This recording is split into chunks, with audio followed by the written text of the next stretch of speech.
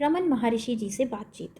प्रश्न, अर्थात मनुष्य इस जगत में केवल साक्षी है? उत्तर, ऐसा ही है।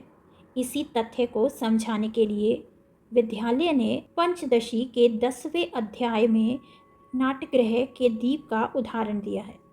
नाटक शुरू होता है तो वहाँ एक दीप होता है जो बिना किसी भेदभाव के राजा, सेवक, नर्तक इत्यादि अभिनेताओं को एवं दर्शकों को प्रकाशित करता है। यह दीप नाटक प्रारंभ होने से पहले, नाटक के दौरान एवं उसके समाप्त होने पर भी जलता रहता है। इसी प्रकार भीतर का प्रकाश आत्मा, अहंकार को, बुद्धि को, स्मृति को तथा मन को स्वयं वृद्धि या क्षय को प्राप्त हुए बिना प्रकाश देता है।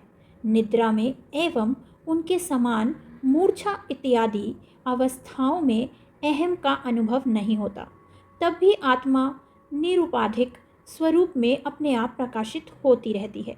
वस्तुतः आत्मा साक्षी है, यह भी मन का विचार मात्र है। आत्मा का पूर्ण सत्य नहीं है। साक्षी होना साक्ष्य पदार्थों की अपेक्षा रखता है।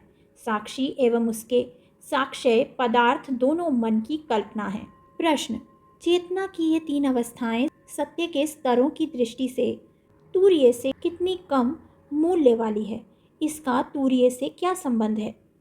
उत्तर, सत्ता या चेतना की केवल एक अवस्था है। जागृत, स्वप्न और सुपुष्टि, ये 3 अवस्थाएं सच्ची नहीं हैं, वे आती जाती हैं। सत्य का अस्तित्व हमेशा होता है। वह अहम रूप शुद्ध सत्ता जो तीनों अवस्थाओं में रहती है, सत्य है। 3 अवस्थाएं सत्य नहीं हैं, इसलिए सत्य की दृष्टि से उनकी कितनी मूल्यवत्ता है, यह कहना संभव नहीं है। इस तथ्य को हम मोटे तौर पर इस प्रकार प्रस्तुत करते हैं। केवल सत्ता या चेतना सत्य है। चेतना तथा जागृत को मिलाकर हम जागृत कहते हैं। चेतना तथा स्वप्न को जोड़कर हम स्वप्न कहते हैं एवं चेतना तथा निद्रा को जोड़कर निद्रा कहते हैं।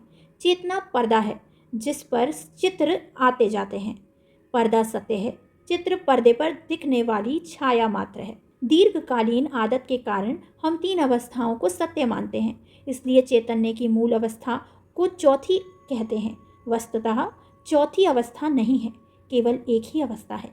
स्वप्न और जागृत में कोई अंतर नहीं, सिवा इसके कि स्वप्न अल्पकालीन है और जागृत दीर्घकालीन। दोनों मन के परिणाम हैं।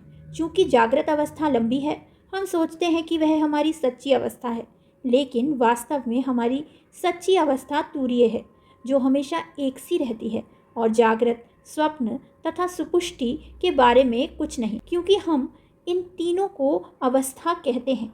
तूर्य को भी अवस्था कहते हैं, किंतु वह अवस्था नहीं, आत्मा का सहज स्वरूप है।